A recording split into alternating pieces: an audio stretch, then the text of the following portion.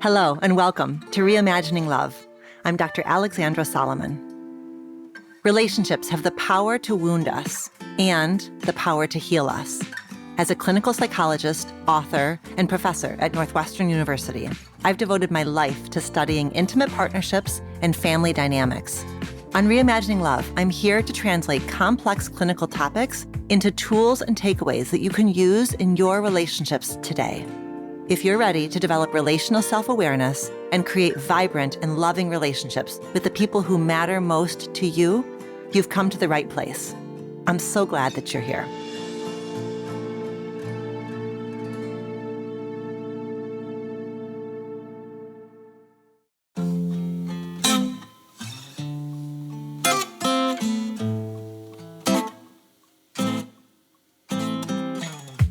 So we've been making Reimagining Love for nearly 3 years. And this show is building up a pretty deep archive of my solo episodes where we sit down together and we deeply investigate a specific relationship challenge. So for the summer, you're still going to get lots of new interviews with fantastic guests. But I also wanted to pull up some of my very favorite solo episodes and frankly, some of the Reimagining Love audience's very favorite solo episodes. And I wanted to invite us to re-engage with these episodes. You know, each of us are constantly shifting. We are works in progress, as I like to say. So perhaps the idea in today's episode was less relevant to you when it first aired. Or maybe you are new to the Reimagining Love family, or maybe you're simply going to have a new aha moment when you take a second listen to an episode you perhaps heard months or years ago. Today's episode is all about long-distance relationships. I thought it was going to be a good one for us to dive back into because they're more common than ever, and that has to do with some themes that we talk about in the episode about geographic mobility, about some shifts in gender role expectations, about some technological advances that can make it easier than ever to keep in touch across the miles. And I think lots of love stories have at least one long distance chapter. I also think there is kind of this collective critique or fear or, sort of stereotypic notions that long distance relationships are by nature inherently more stressful or inherently at greater risk of breaking up. So this is an important episode for us to return to because maybe you're in an LDR chapter now, or you've got somebody in your life who is. And I want us to think in really nuanced ways and bring lots and lots of willingness to hold complexity around the experience of an LDR rather than just trying to put it into an it's great bucket or an it's terrible bucket. And I also made sure in this episode to give you lots of concrete, tangible tools and skills and practices that you can bring to the dynamics of your long distance episode so that you're not just surviving, but thriving. I hope you really enjoy listening to this one. Hi there. Welcome back to another solo deep dive episode on Reimagining Love. Today, I'm finally going to speak to a topic that I have received a lot of DMs and emails and listener questions about, which is advice and guidance for a long distance relationship. So this is obviously a big topic. I'm not going to cover every iteration and all of the dynamics today, but we got a lot of ground to cover, and I'm going to focus us mainly on 5 strategies that are guided, of course, by relational self-awareness, 5 strategies that are designed to help you and your partner feel really good and strong and vibrant in your long-distance relationship. And by the way, I may or may not refer to long-distance relationships as LDRs from here on out. I reserve the right to refer to them as LDRs. So you're not going to be surprised at all that these 5 strategies I'm going to offer you do not fall into the, kind of theme of do this, don't do this. Because first of all, you may already have come across tips like that in your Google search. But also that's not really how I do things around here, is it? I'm going to more so explore what might be getting activated inside of you in your long distance relationship, and then how to navigate the stir, the challenge, perhaps in a different way. And we're also not going to talk at all. We're not going to debate at all or talk at all about the pros and cons of LDRs. There certainly are pros and cons to LDRs. There are risks and benefits, because there are pros and cons, risks and benefits of every single possible relationship architecture under the sun. So this conversation that we're about to have is predicated on the notion that your LDR is neither better nor worse than a co-located relationship. By the way, co-located is the fancy schmancy term that researchers use to refer to couples who live in the same area.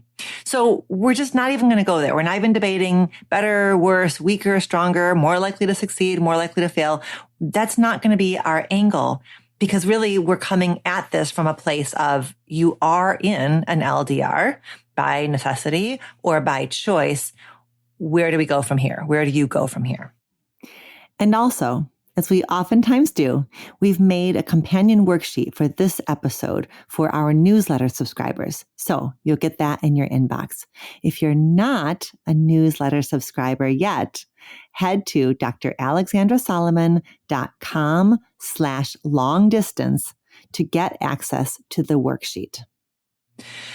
So most importantly, long distance relationships are not a monolith. They're not just like some big general bucket. And the dynamics within your particular LDR are determined by a lot of factors.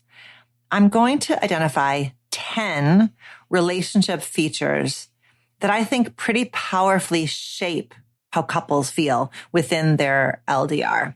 Each of these relationship features adds a dynamic that becomes either the wind at your face, adding a bit more stress and strain, or the wind at your back, reducing stress and strain.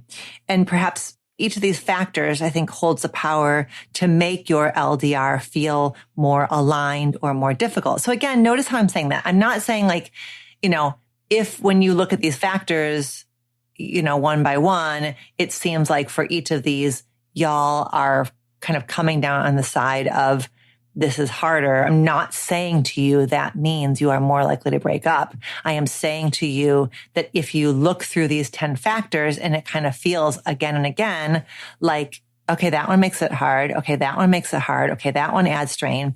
Then that just is an opportunity for you to validate for yourselves that this is hard because it's hard, because there are some actual logistical complexities at work here that make this feel hard. So again, we're not going to indulge in being predictive, and saying what's going to happen. We're more so just trying to honor the ways in which when you are geographically separated, there can be stuff that makes it harder beyond just geographic separation. So I really want you, as I talk through these 10 features, I really want you to consider how each of these features operates in your relationship. And I want you to kind of view this as like an assessment tool. It's a tool for assessment of your relationship and reflection on your relationship and the emotional experiences you're having. Okay, so first of all, for some couples, this LDR chapter is time limited. For other couples, this LDR chapter is open-ended.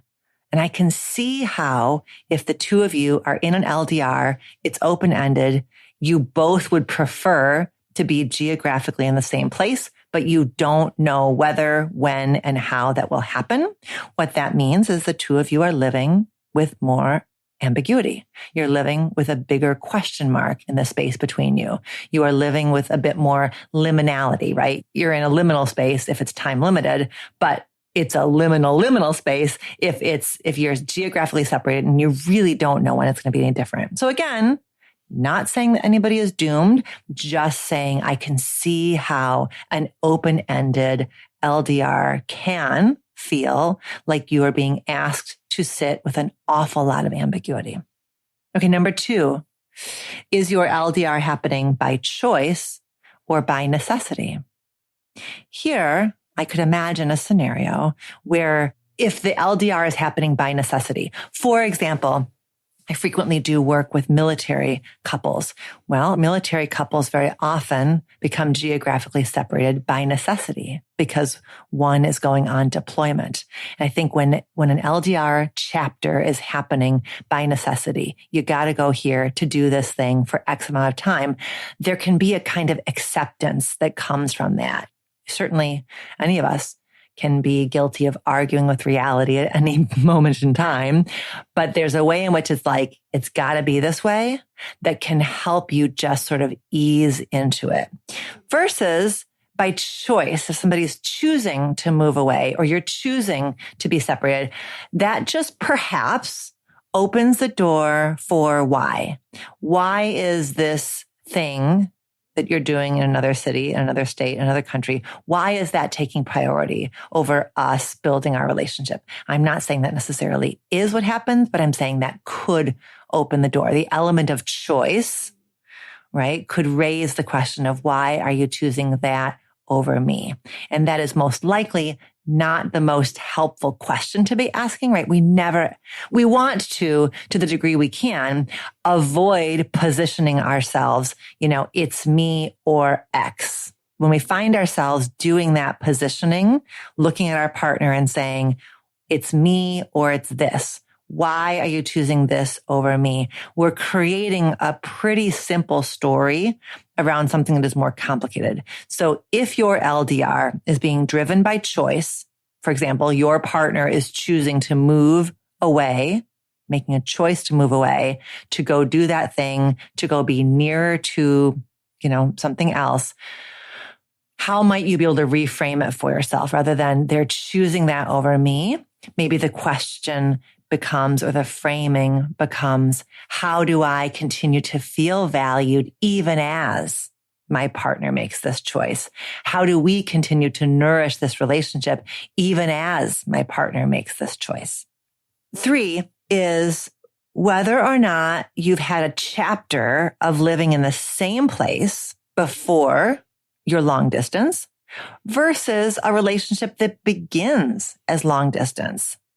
And here again, I think, we could probably make an argument for how this could cut either way. But I think when you've had a chapter together before you've been separated, there's a foundation there. There's a foundation of familiarity, of routine, of ritual that you are stepping away from that might become a bit easier to step back into on your visits. So you might be able to kind of more readily establish flow together if you had a chapter of being a couple in the same city, in the same place before you moved to different places.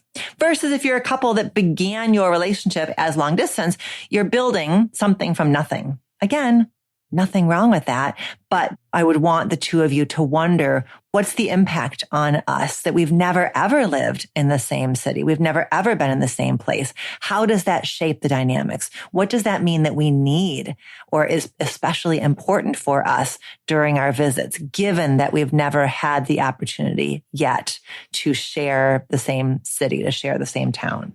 Okay, 4, degree of commitment. Because geographic separation can be a strain, I would imagine that the more committed a couple is going in to a long distance relationship, the easier it is to use that commitment to keep you motivated, to keep you connected, to keep you trying in the face of the challenge and the strain versus going into a long distance chapter feeling relatively loosely committed to each other. I think the stronger degree of commitment can make that chapter of long distance feel a bit easier because you're anchoring yourselves in to the commitment. Okay, 5. The degree to which there's a discrepancy between the two of you regarding commitment. This one feels pretty obvious to me that if one of you is deeply committed to making this work and the other one is like, I don't know, we'll see, that's going to make it harder, right? For the one who is, I don't know, we'll see, when things get difficult, it may be harder for them to anchor themselves into the commitment. So I could see how a commitment discrepancy is hard for any couple. A commitment discrepancy that gets layered on top of a long distance relationship could add, quite a bit of wind to a couple's face. Number 6, stage of life, I think, can shape how a couple experiences a long distance relationship. Being long distance immediately after college feels quite different than being long distance while raising children, either children together or your own separate children, versus being long distance as you head towards retirement. I want you to be curious and mindful about the ways in which the stage of life that you are in when you are in this long distance relationship is shaping how the long distance relationship feels. It's also shaping how the people around you are talking to you about your long distance relationship. Are they giving you the message that this is worth it? Are they giving you the message that you're trying too hard to make something work that really isn't worth trying? So that stage of life, stage of development can shape not just how the two of you feel about it, but how the people around you feel about it. And that can shape the degree to which this feels easier versus harder. Number 7 is the degree to which there's a discrepancy between the two of you in terms of life stage. I see this a lot with my college students as they're very often when I'm teaching college seniors, I'm in conversation with them about whether and how to transition a college relationship into a post-college relationship. And so lots of these couples are going to be entering a chapter of long distance. And one of the things that I want them to be mindful of is that they're about to enter a time when they are both trying something new, which is figuring out how to be a post-college adult. And very often they're, for the very first time, in really different realms because partner A is starting a graduate school program and partner B is starting a job. So you've got 3 things happening at once. 1, a life stage transition. They're both in that. 2, a geographic separation. And 3, for the first time ever, they're in different realms. 1 is just figuring out how to be a grad student, and the other is just figuring out how to be a worker. Again, each of those, is a strain on its own, and those strains can operate synergistically. That just needs to be factored in and talked about. And the question then becomes, how do we continue to support ourselves and each other as we make these key transitions and as we, for the first time ever, experience realms that are quite different from each other's realms. Number 8, your attachment strategies. Somebody who tends to be a bit more avoidantly attached may find a long distance relationship a bit easier than somebody who tends to be a bit more anxiously attached. So there may be a difference, if that is a difference for the two of you anyways in your relationship, that difference may be highlighted when you are long distance.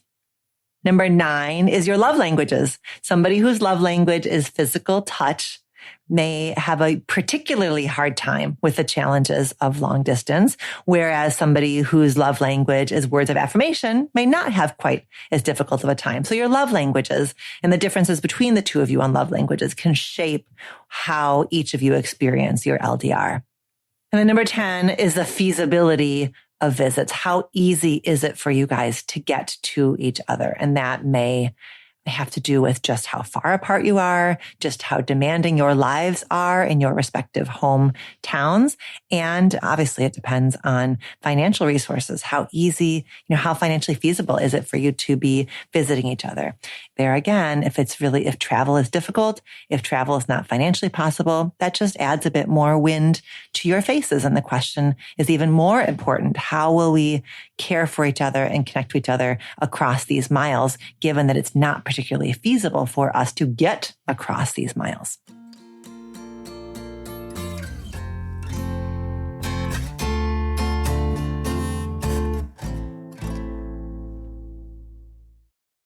So my hope is that it feels helpful and validating for you to hear me talk through these features and how they might be affecting the degree to which you and your partner feel connected versus conflictual as you navigate your LDR.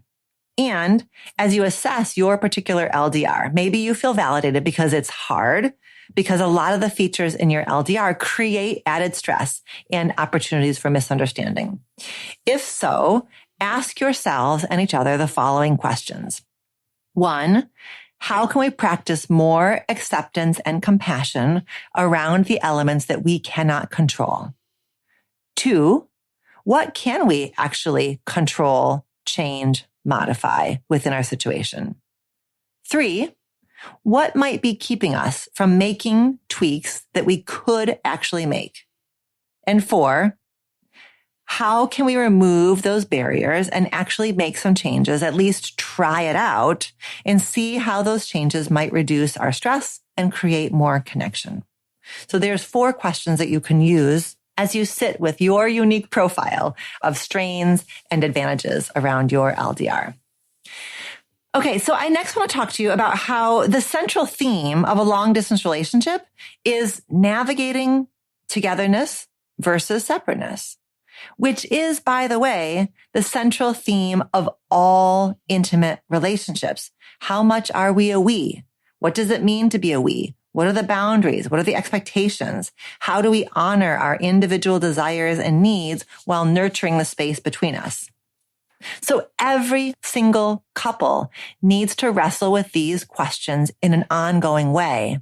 But in a long distance relationship, these questions become stark and concrete.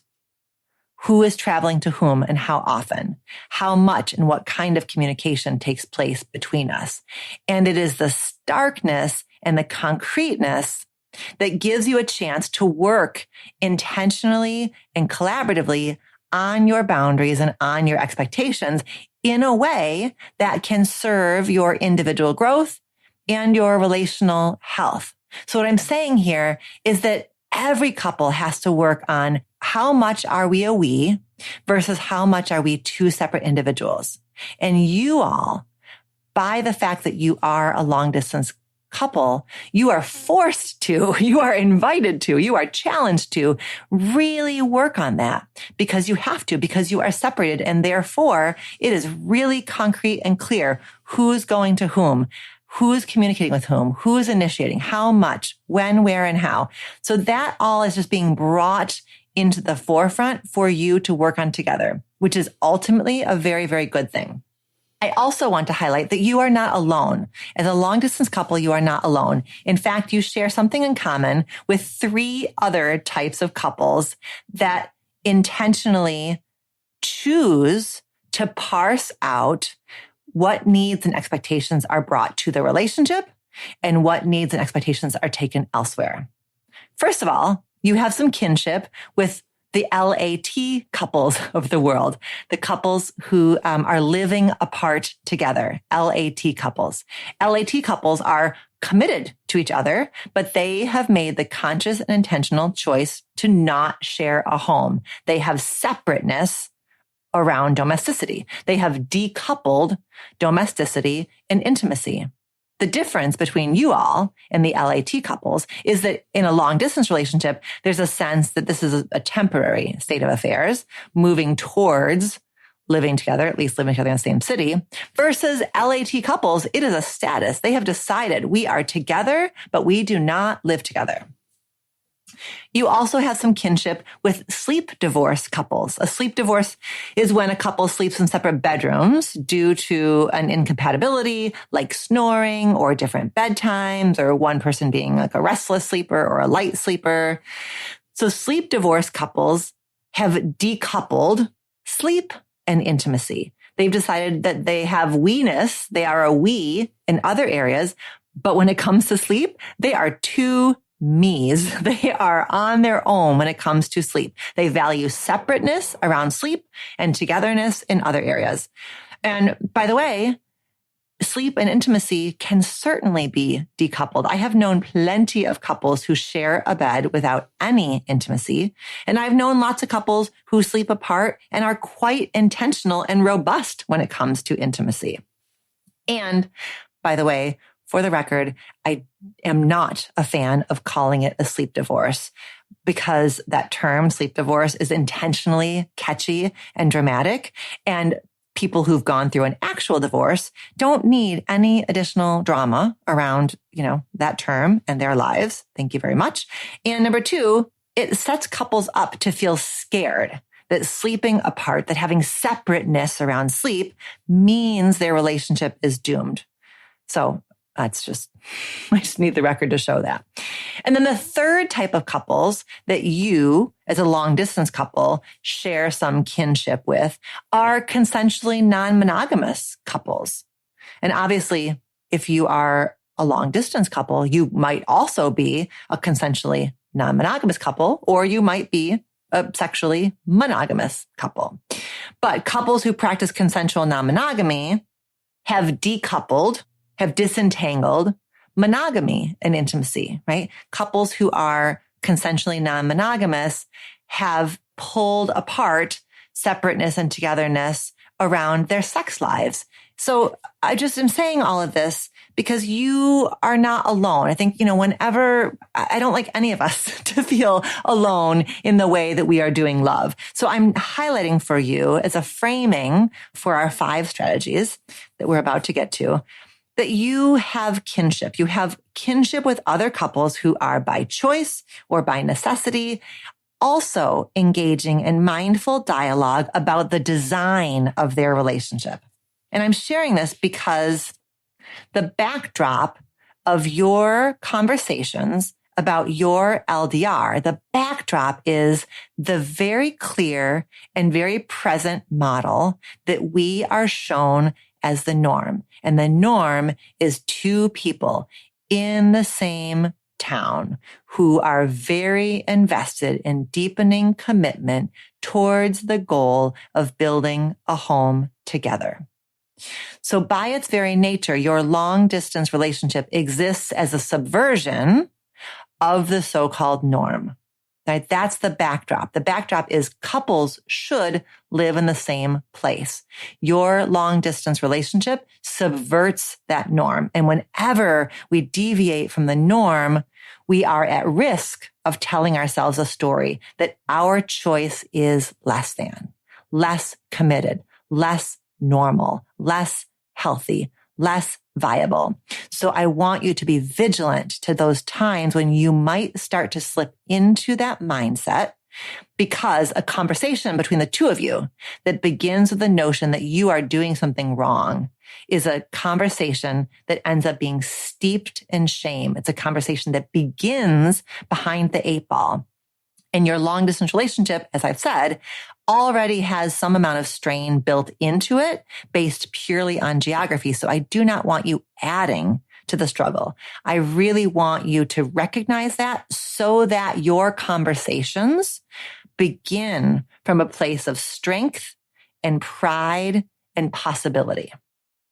Okay, 5 relational self-awareness informed strategies for you to bring into your long distance relationship.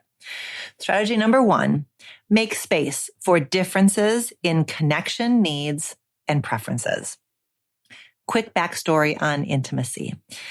There's one group of psychologists that tends to think of intimacy as an individual capacity or quality or trait, meaning that this group of psychologists believes that each of us can be assessed for how much closeness we crave or how much closeness we can tolerate or how much closeness we place value on.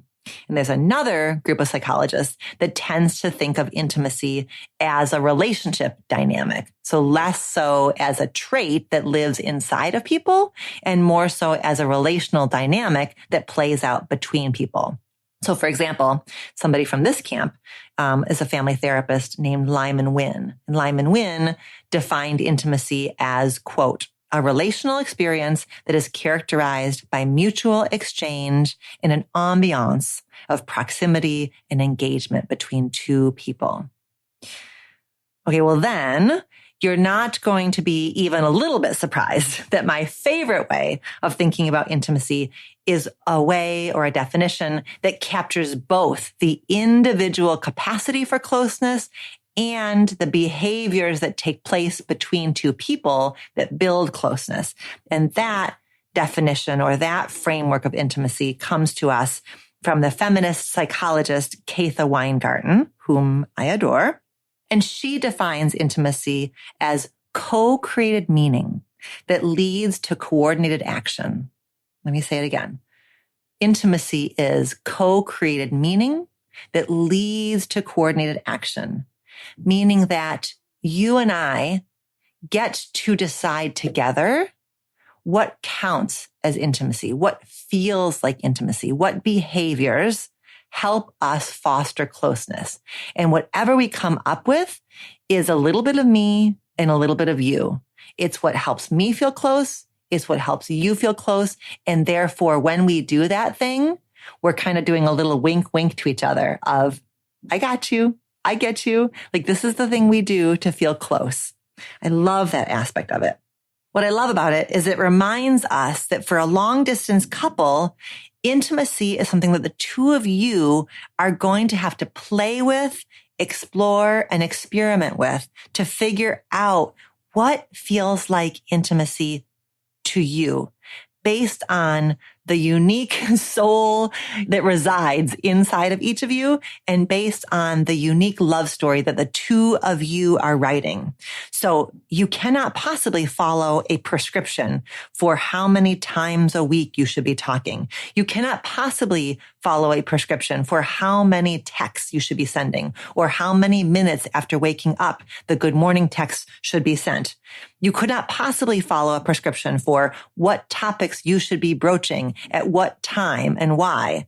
How the two of you figure out how you're going to stay close and connected despite the miles between you is going to have to arise in the unique context of your relationship through trial and error. So especially when you're just starting your long distance chapter, experiment, play with it, go into this with the spirit of, what the Buddhists call beginner's mind, with the spirit of adventure. You don't know. You don't know because you can't know. And because the only two people on earth who can figure it out are the two of you. So approach this sort of trial of how often are we talking? Is it, how much are we using asynchronous modalities like Snapchat, like text, like email? How much are we using synchronous modalities like FaceTime, like a phone call, like a Zoom? What are we doing during that time? How long is the time? How frequently, right? Approach all of that as just an experiment where you are noting and sharing your findings. If you do that, it's going to help you counteract or work with something that is inevitable, which is that there's going to be whatever framework you come up with for how and when you communicate, right? That there's the framework. But then underneath the framework is all the sneaky meaning and all the sneaky emotion that bubbles up inside of each of you about that framework, right? For example, like, I'm the one who initiates most of the calls. It must mean that I love them more. They're the one who tends to say goodbye first. It must mean that they aren't as serious about it. I want to talk in the morning. They want to talk after work. It must mean, right? So notice all the ways in which you import a story on top of the framework. Just notice that because the stories matter, but the stories may not be accurate. And the stories may be how your anxious mind is attempting to make sense of this difficult chapter or this new chapter or this somewhat ambiguous chapter. I like the idea of the two of you sort of standing shoulder to shoulder, looking together at the question of how are we going to communicate? And then you make some agreements together. And then you try out those agreements and you tweak and adjust as necessary. If you have time differences, time zone differences, one of the agreements may be that this week, we work off of my preferred time zone. And next week we work off of your preferred time zone, right? You may have to do something like that, like alternate the weeks. It may be that you have to tweak because one week I'm particularly busy at work. And so we've got to work around my schedule. And the next week you're a bit busier at work. So we work around your schedule. So ebb and flow, trial and error, but the agreements need to be built from a shoulder to shoulder, looking together at how are we going to communicate in a way that helps us both maximize the freedom we have during the week and also maximize the connection with each other that we have during the week. And your needs are different, but having different needs does not prove that one loves the other more, right? The one who wants longer conversations is not necessarily the one who loves the other one more. So getting into that battle of, I want more contact, that means I love you more, that, slow yourself down and separate those two things. Quantity and frequency and length are not necessarily indicators of love. There could be lots of other factors at play. So keep an eye out for what other factors are at play. I do think that this is a piece of valuable advice, which I like for long distance couples to think about two different kinds of conversations, both of which are important, but which likely need to be separate from each other. One type of conversation is just the kind of catching up, being silly, reminiscing, talking about the next visit. That's one type of conversation. The other type of conversation is relationship talk, status updates. How is this feeling to you? How is this feeling to me? Right? Sort of talking about us. Those are different kinds of conversations. And I really like the idea, especially for long distance couples, of being intentional about what kind of conversation are we having when. Because when a conversation slips into relationship talk, I think that can sort of catch people unaware. And especially for somebody who tends to be a bit more avoidant or a bit newer at relationship dialogue, it can lead them to kind of tense up and shut down. And then the other one worries, they don't love me as much. They're not invested enough. No, they just were caught off guard. So be intentional about when are we just sort of doing catch up and when are we doing a little bit more of relationship check-in. Okay. Strategy number 2, say thank you instead of I'm sorry. So reciprocity is a big theme in intimate relationships, and couples can understandably be very sensitive to real and perceived imbalances in give and take. And in the future, we're going to do for sure an episode or a series on relationship reciprocity because it's so important. And for long distance couples, reciprocity can feel very stark and very concrete and very obvious, especially around this question of who travels to whom. In fact, it's pretty common for there to be inequality around who travels to whom. And it may very well be the case that I am traveling to you more often than you are traveling to me because I am more invested in the relationship and because you actually do take me for granted, because you actually do not hold me in warm regard. And if so, I really ought to take that data and figure out what I'm going to do about it. However, I might be traveling to you more than you are traveling to me because you have a dog and I don't. Because you have other kinds of caregiving responsibilities and I don't. Because you work until 5 p.m. on Fridays and I tend to have Fridays off.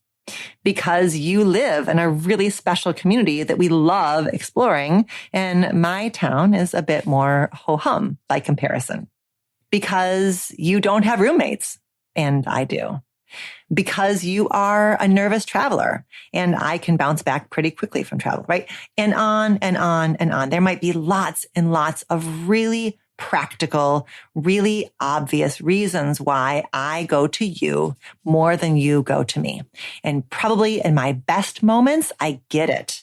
I really do understand why we've created this arrangement. And I really do get how it works for both of us.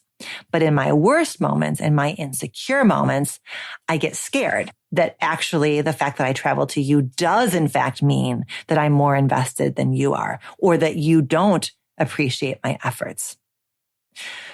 What's likely very helpful for us is when you thank me for making the trip and when you help me feel cozy in your space. Your appreciation of my efforts traveling to you is not the same thing as you owing me something. Your appreciation of my efforts to travel to you is not the same thing as me then having a leg up on determining how we spend our time together, right? Your appreciation does not indebt you to me. That's unhealthy. And it's very likely helpful for you to thank me for making the trip instead of apologizing to me because I made the trip. This is the say thank you, not I'm sorry. It's very likely helpful for you to thank me for making the trip instead of you apologizing to me for making the trip. Your apology is going to reinforce the power imbalance that I'm somehow the victim and you're somehow taking advantage of me versus we together made a reasonable plan given the contours of our situation. And your apology, if you're apologizing to me for making the trip, that's centering, your apology centers your guilt rather than celebrating my effort. When you say thank you, you're celebrating my effort. When you say I'm sorry, you are centering your guilt. And now we're focusing on you. And now I'm helping you feel better after having also made this trip to come see you. So bottom line here is look for opportunities where both of you can be swapping out I'm sorry and instead saying thank you. Number 3, tie your stir to your stuff.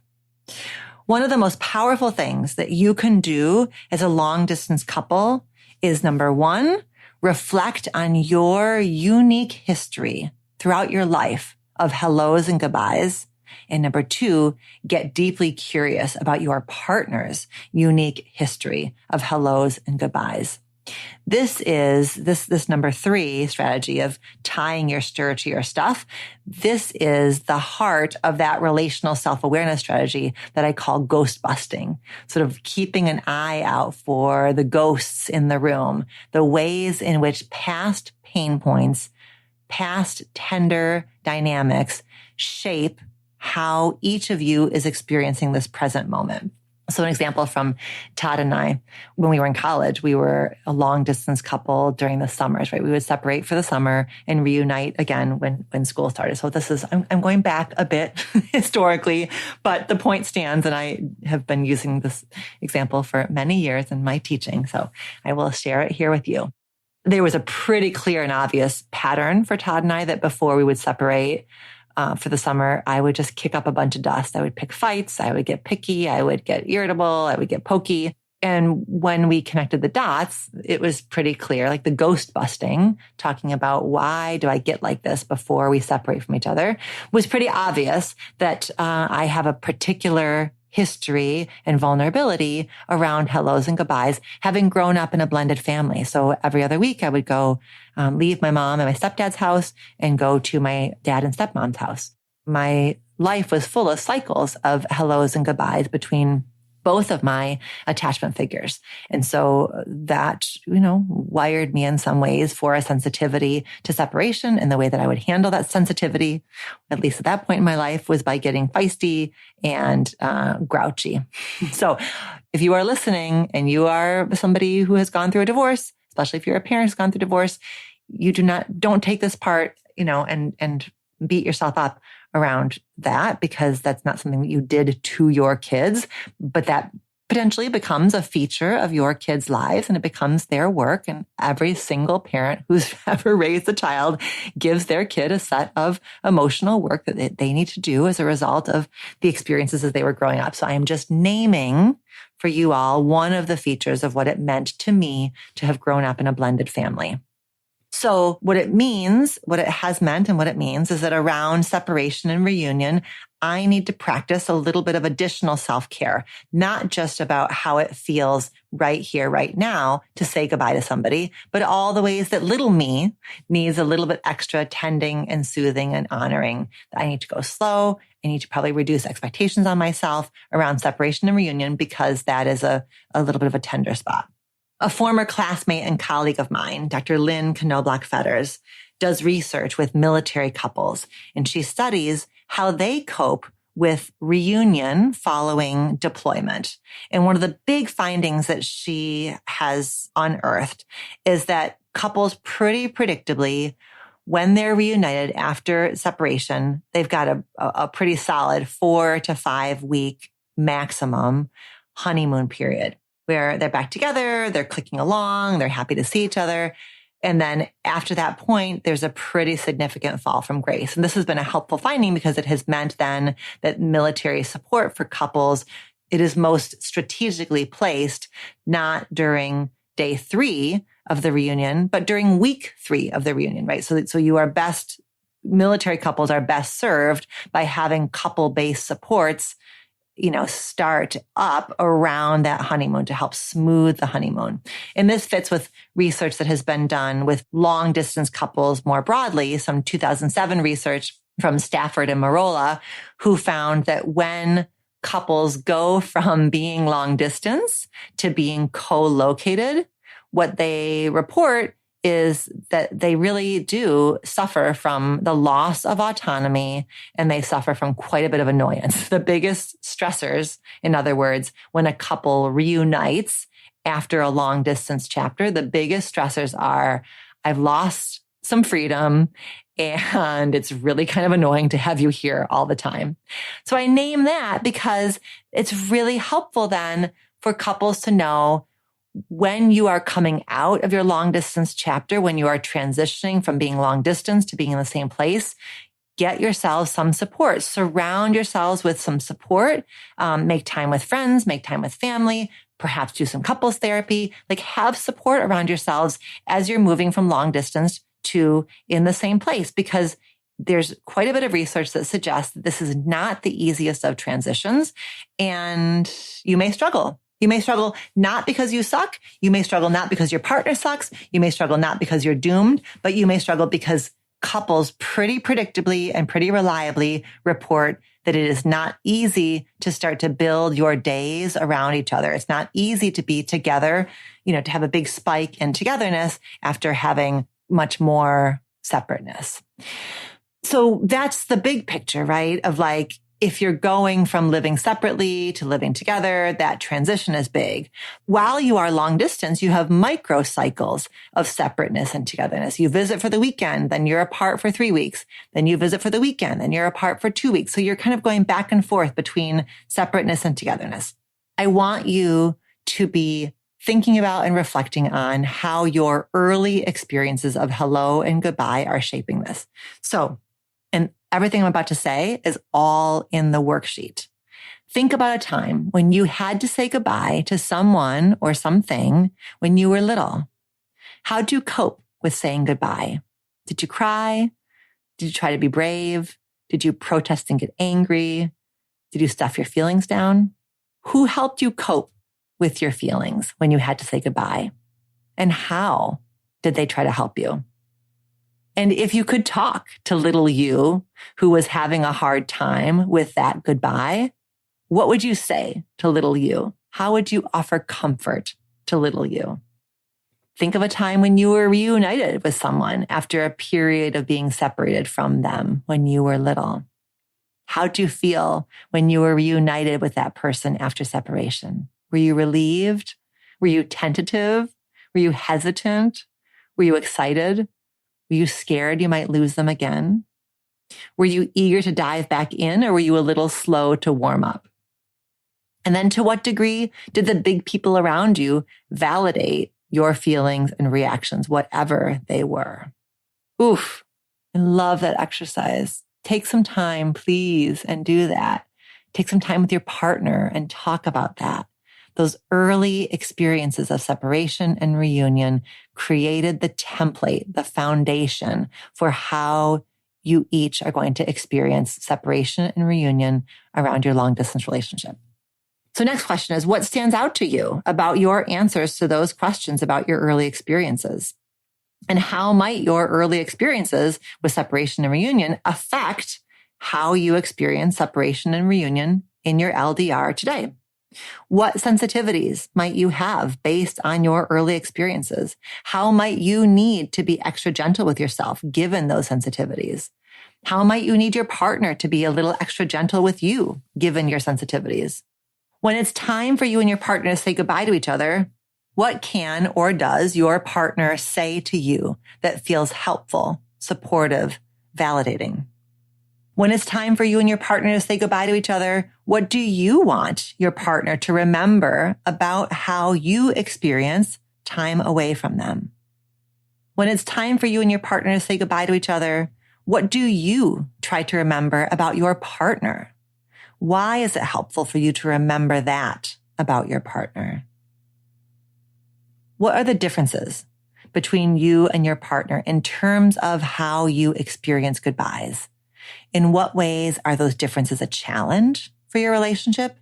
In what ways are those differences an asset for your relationship? What are some differences between you and your partner in terms of how you experience reunions after time apart? In what ways are those differences an asset for your relationship? What's most helpful for you to hear from your partner when you reunite with them? Why? What's least helpful for you to hear from your partner when you reunite with them? Why? Okay, really, really important stuff there. And all of those questions appear in the companion worksheet. So again, if you're a newsletter subscriber, you can find that in today's newsletter. If not, go to dralexandrasolomon.com/long-distance to get access to it.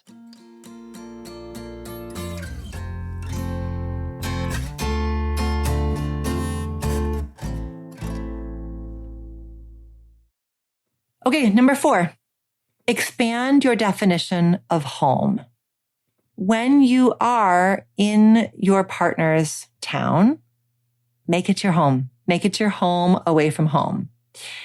Give yourselves permission when you are spending the weekend together or spending a week together, whatever, to keep some me in the we. I think that for long distance couples, there's a risk that when you are together for a visit, you morph into this one person, that you spend all of your time together from the moment you wake up till the moment you go to sleep, that you just really, really, really get all up in each other for the weekend, because time is precious and time is limited. So you have to maximize it and you have to be together. My advice to you, my guidance to you is just keep a little bit of breath in there. Keep some me in the we. If I'm the one who's traveling to you mostly, and I'm getting to know your town, I ought to be doing things in your town, like discovering my favorite coffee shop. I ought to be doing things like finding a gym in your town. Perhaps I go for a run by myself, even though I'm there to visit you. Perhaps I find a house of worship, and maybe it's not the same as your house of worship, but I have that because it helps me feel a bit more home when I'm with you. So a visit does not need to be 100% couple time. And having a little bit of me during those very, very we visits, I think can help things feel a little more quote unquote normal and a little less pressured. When there's increased pressure on togetherness, it leads to increased expectations for perfection or union or merger or a steady state of joy. And when there's increased expectations, there's further to fall at the first sign of irritation or boredom. So those kind of flow together. The more we feel pressured to be together, the more we expect the time to be super duper high quality, and the more we're expecting it to be perfect and smooth and united, at every moment, then there's more risk of irritation, boredom, frustration at the first sign of disconnect, at the first sign of trouble, at the first sign of I need to go be by myself for an hour. So just expand your definition of home. I like the idea of long distance couples having an expanded definition of home and creating a sense of home in each other's towns. Even though it will never feel quite the same as your hometown, figure out how to make it your own. Number 5, loosen your expectations for your visits. This one really flows from the last one. Loosen your expectations for your visits. So I chose not to say reduce your expectations for your visits, because I think that when I ask people to expect less, it can stir people up. It can then feel like I'm suggesting to you that you settle for less than respectful treatment or that you accept feeling like you're being taken for granted. And I'm not saying that, but I am saying that especially in a long distance relationship, visits can get so loaded up with perfectionistic visions of how things should go, what our partner should be doing or saying. So what I'm trying to capture here in this fifth strategy is wanting you to create a little bit more breathing room around your expectations and to remember that no single visit has the power to define your relationship. And if that's how it feels, that any given visit holds the power to determine whether or not you're okay as a couple, that's a blinking indicator light that something deeper is happening. Something problematic is happening because you're loading up a ton of meaning and a ton of pressure on one visit. You're trying to make one visit capture the health and stability of this relationship. And I don't want you to give that much power to any single visit. It kind of fits with this idea that we do this, I think, especially long distance couples. I mean, all of us are at risk of using sexual frequency, how often we're having sex, as an indicator of how okay we are as a couple. And that is problematic. I think especially long distance couples can do this. Like, how many times do we have sex during the visit? And what does that say about whether or not we're okay? I don't like that. I don't like that for you. I don't like it for any of us because it's just too much pressure, and frequency is probably the least interesting thing about sex. There's a lot that's really interesting about sex, but how often you have it is probably the least interesting thing. If you're going to use any indicator, have it be qualitative instead of quantitative. Have it be, how did we feel? How connected did we feel during the sexual experience? How present did we feel during the sexual experience? Like, that's if you're going to do any kind of assessment of your sexual experiences, at least let it be a qualitative assessment. Like, how did we feel, rather than a quantitative assessment of how many times did we do it. Better still, play the long game. Take the wide lens approach and look at the overall trends or the overall tendencies in your visits. One visit might feel particularly erotically focused. Another visit might feel more like two friends getting together and hanging out. Another visit might feel like two adventurers who are seeking novel experiences together. Another visit might feel like two very weary souls who are simply spending the weekend hiding out from the world for a bit. Another visit might feel like one weary soul who is being tended to by somebody who has loving care to give. So let each visit speak for itself. Let each visit be a chapter in a very, very big love story.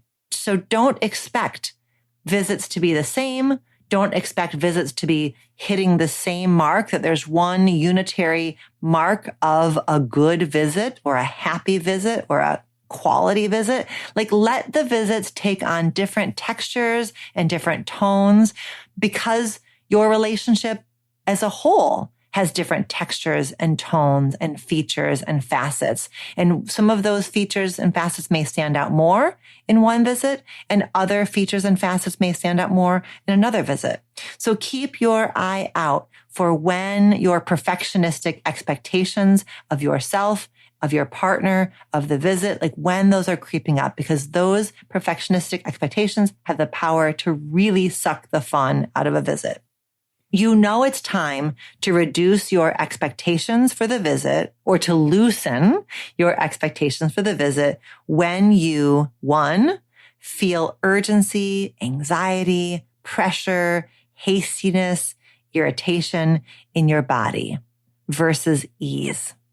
That's an indicator to you that it's time to loosen your expectations. Two, when your thoughts sound like this: we should be having more fun. We're running out of time. Three, when your actions are being driven more by fear than love, more by scarcity than trust. That's how you know that it's time to loosen your expectations. And here are 4 things you can do to loosen your expectations. First, literally loosen your body. Go for a run, go for a walk, have a dance party, like move your body to release some of that tension, to help you feel more trusting, more mindful, more playful, less tight. 2, try a mantra. You know I love a mantra. When the urgency creeps in, put your hand on your heart and say out loud or to yourself, our big, messy, bodacious relationship cannot be captured and reflected in what happens in this one visit. Or, this visit does not need to be perfect to be precious. Or, I am allowing versus controlling the unfolding of this visit. Or simply, I am present and open. Number 3, invite or ask for what you want from your partner rather than demand. If your expectations are really tight, it's not going to be an ask that comes out of your mouth. It's going to be a demand.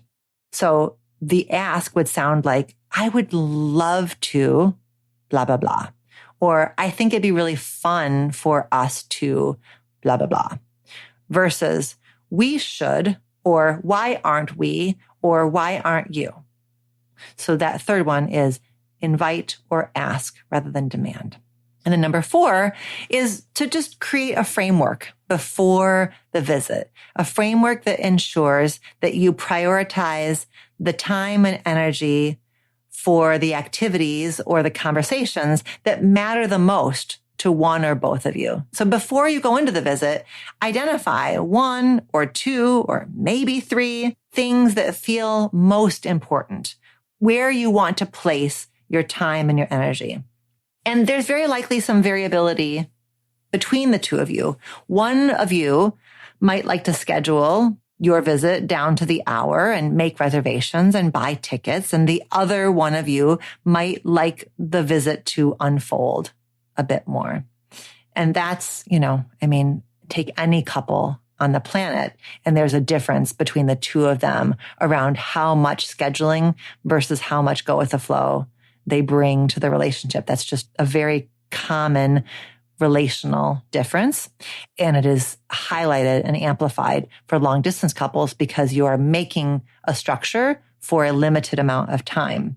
So your job as a couple is to feel your way into the amount of structure that maximizes both flexibility and flow for the partner who prefers less structure and clarity and predictability for the partner who prefers more structure.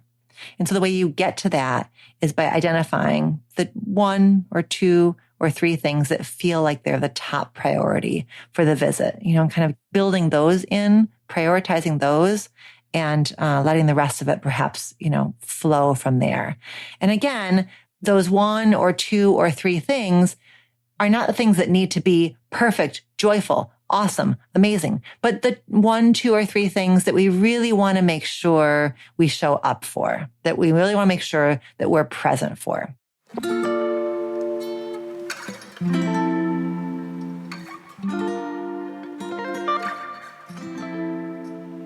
We did it.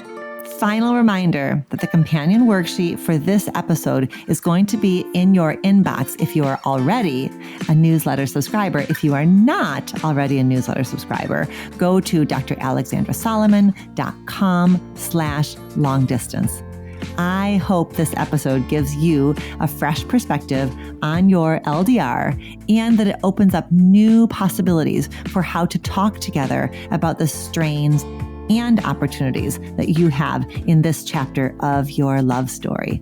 All right, that is all for today. Until next time, be well.